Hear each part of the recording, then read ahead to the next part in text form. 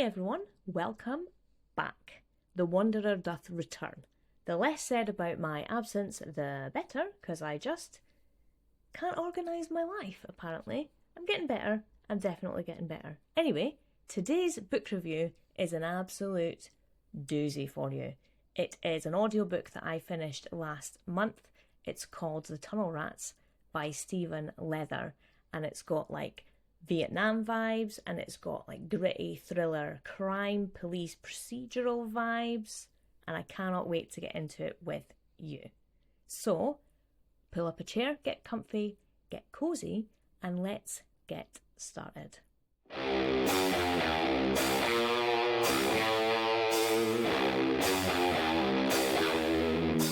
I don't know about the rest of you, but I spend a lot of my time asking people what their favourite book is, or for them to recommend a book for me to read that they think I'll really love. I like that connection that you get by reading something that you know someone else absolutely adores, and that is how this book crept its way on to my TBR. I had asked at work, everybody let me know your favourite books, let me add them on, and Sam, one of my colleagues at work, suggested this one. It crept its way onto my list, and I finally downloaded it on Audible last month. Never heard of the book before, didn't even really read the blurb. I got the general gist that it is Vietnam vibes and like police procedural vibes. That is all I knew about it when I started it off. So, it is quite a meaty tome. It's like 15 hours or so lengthwise in audiobook, so it requires a little bit of commitment, but I am not shy of a giant audiobook. So I got started, and let me tell you a little bit first of all about Stephen Leather himself.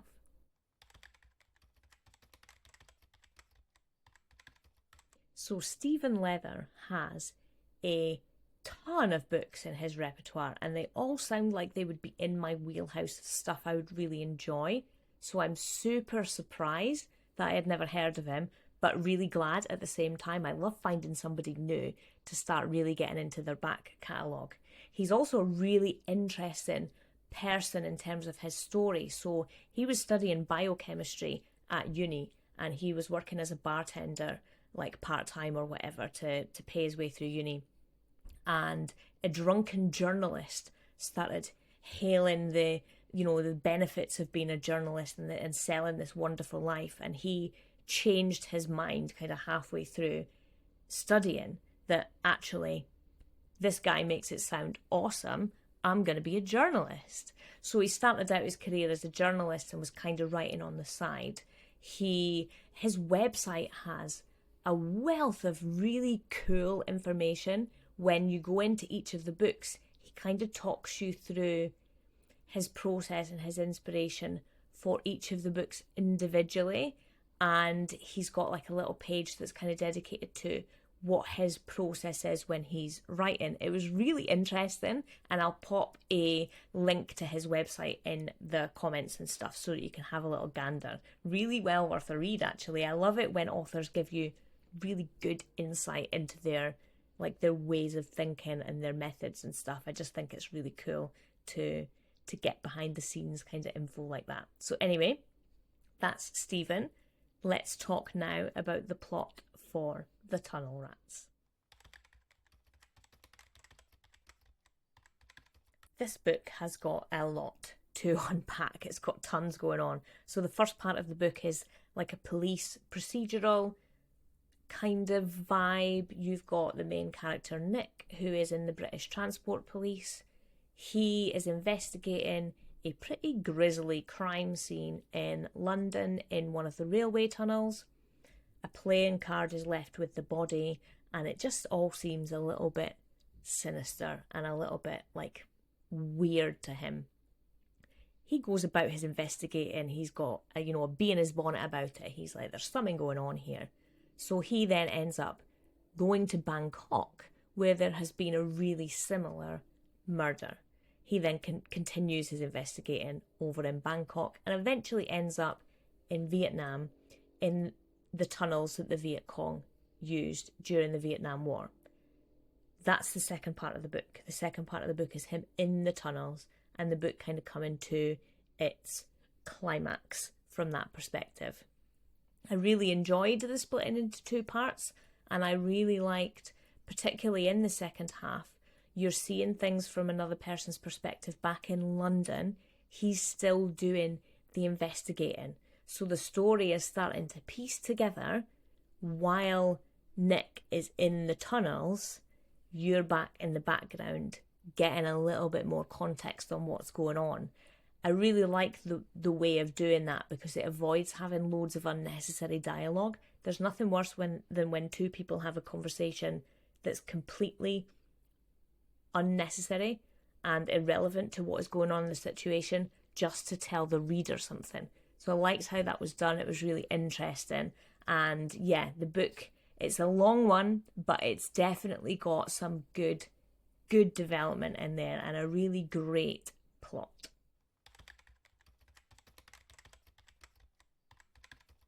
Character-wise, Nick's the main character. He's the one that we get to know the best during this book. And he is a really flawed dude going through some really hard times. He's involved in a messy breakup. There's custody battles. There's really toxic conversations going on. He's having a bit of a rough time.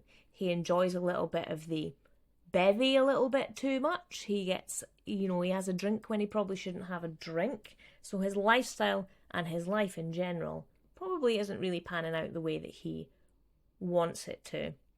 But I really like it when your main character has flaws. There's nothing more unrealistic than a character who is completely perfect in every single way.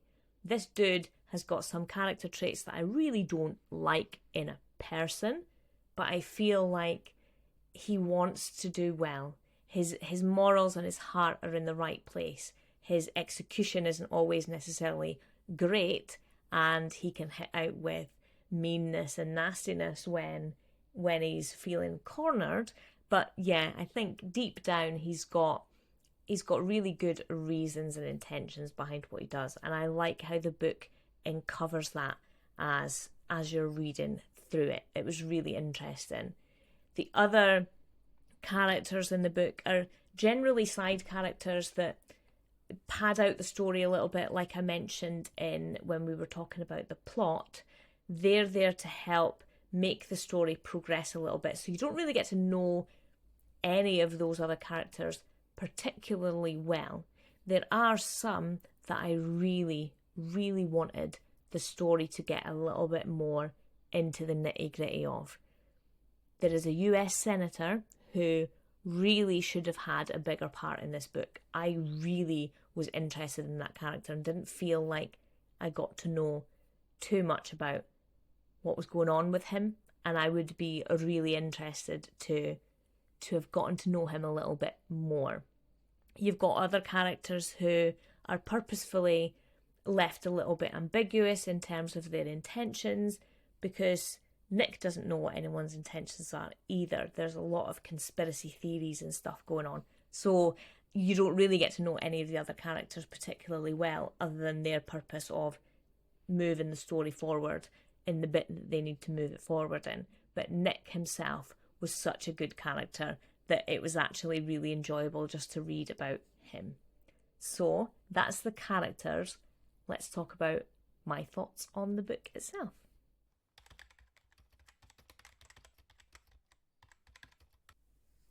Overall, I really did love this book. I thought it was really great.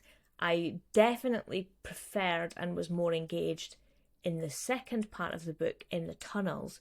It was really creepy and really claustrophobic and atmospheric, and I felt like I was in the tunnels with him, whereas the first part was really just building up to him being in the tunnels, so it felt a little monotonous at times. There was also, in the first part of the book, a lot of characters, and at some parts, maybe this is because I was listening to it on audiobook rather than reading it, I got confused about who we were actually talking about. There's two people talking back and forth for quite some time, and there were parts where I was like, wait, is this Nick that we're talking about, or is this somebody else? So I definitely was more engaged in the second part of the book, but It was really good, really intense. I enjoy it thoroughly when an author uses real life events like the Vietnam War to create a current fiction book that kind of draws on that situation and those events to then kind of almost have a social commentary on the travesties that kind of happened during that period of time and the effect that they potentially could have on people and their psyche kind of thing. So it was really interesting. I did study a little bit of the Vietnam War in psychology, so that lined up really well, quite creepily in fact, in terms of timing, with me doing some study on some of the events in the Vietnam War and like the psychological theories around why people behaved in a certain way, and then reading this book, which was like taking it a little bit of a step further and creating a fictional story from that. It was really good. I thoroughly enjoyed it, and I gave it 4 stars. Would highly recommend. This book came out in 1997, so some of the things that they talk about feel a little bit outdated now. It's not quite as contemporary. Access to people or information isn't quite as easy as it maybe would be now, and I definitely didn't believe that some dude from the British Transport Police would just be allowed to go to Bangkok on a whim because he is suspicious about what's going on with these deaths. But I'm able to suspend my belief for tiny little things like that. 4 whole stars, definitely recommend it, and I can't wait to read some more of Stephen Leather's back catalogue. And there you have it.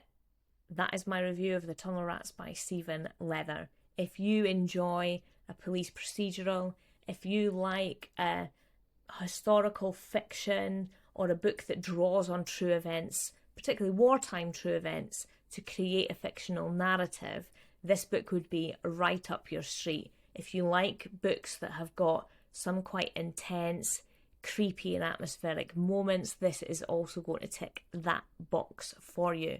It is a little gritty, and the nature of it, the nature of the way that the people passed away in it, is a little graphic, so be aware of that. But it's a crime book, right? So there's going to be criminal things described as part of it. It's a great twist story. You don't know who the bad guy is until the very end. So if that is your cup of tea, then pour yourself some hot water on this bad boy and drink it up. It's great. I will be back again in a couple of days' time with another review, and it's not too far till the end of October, so I'll be doing my October roundup. So far this month, I have exclusively read through audio.